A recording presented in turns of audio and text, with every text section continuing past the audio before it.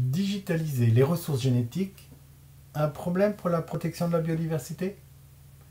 Digitaliser, numériser, dématérialiser, tous ces termes concernent le passage d'un objet tangible que l'on peut toucher à une suite de données stockées dans un ordinateur censé représenter cet objet.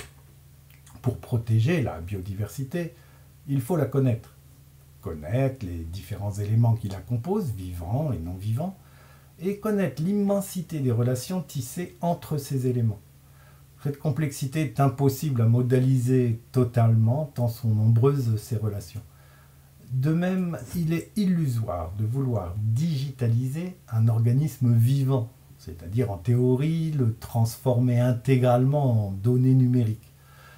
C'est pourtant ce que certains prétendent réaliser, notamment en décryptant son génome, qui est présenté à tort comme le support de toutes ses caractéristiques.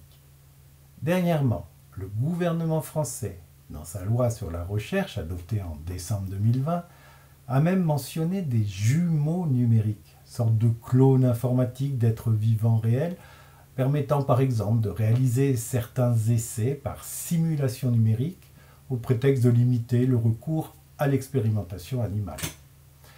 Ces dématérialisations d'êtres vivants sont techniquement impossibles. Elles ne peuvent que déformer les réalités de terrain, notamment en évinçant la complexité du vivant et des interrelations dans l'écosystème. Elles favorisent par ailleurs l'appropriation de ces ressources informatisées, au détriment des communautés dont elles sont issues. La biodiversité est pillée, exploitée et n'est plus protégée. Seule certitude, on peut tout de même numériser les textes traitant de biodiversité pour y trouver alors des solutions pour la protéger.